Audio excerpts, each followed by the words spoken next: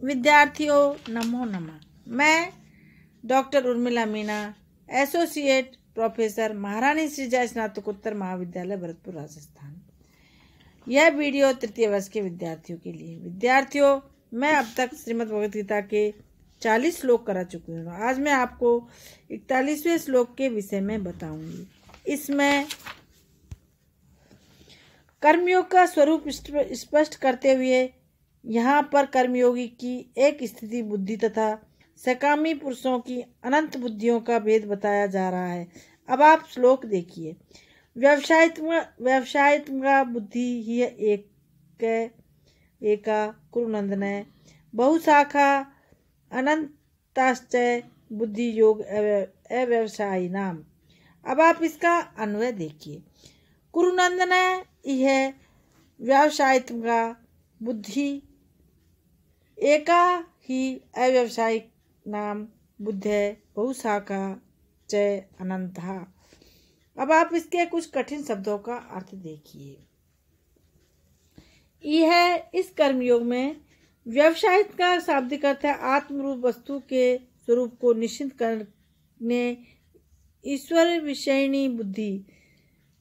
एकाह का शाब्दिक अर्थ है हृदय के भीतर और हृदय के बाहर एक जैसी होती है। अव्यवसायिक नाम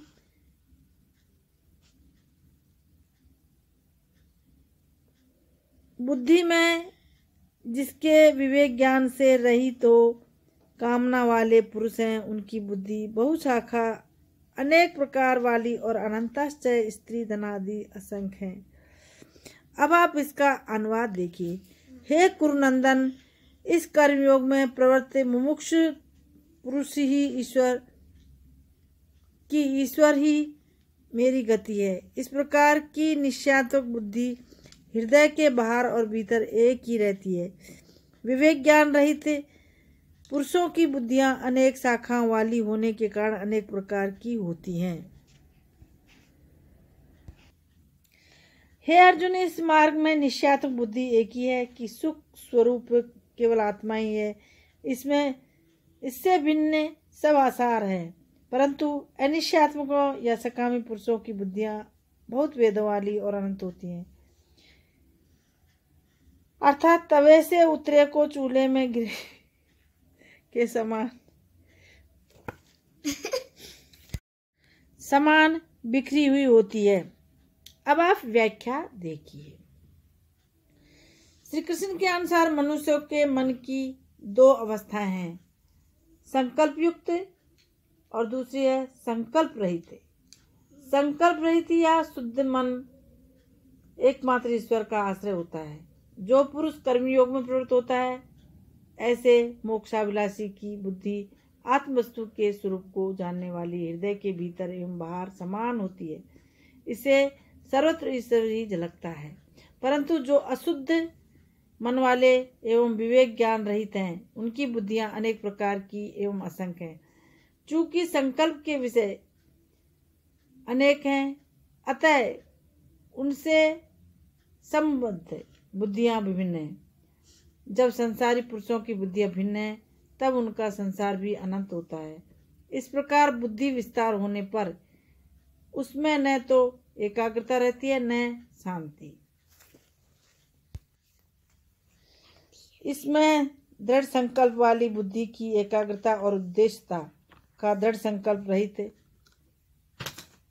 बुद्धि की चंचलता के साथ वैषम्य दिखाया गया है। यहाँ पर श्री कृष्ण के कहने का आशय है कि मानव अपने जीवन को किसी एक श्रेष्ठ उद्देश्य में अपने आप को लगाकर पूर्णता प्राप्त कर सकता है, न कि अनंत संभावनाओं की असंयत योज द्वारा। एकाग्रता साधना द्वारा प्राप्त होती है। चित्त विक्षेप हमारी स्वाभाविक दशा है, जिससे हमें मुक्त होना है।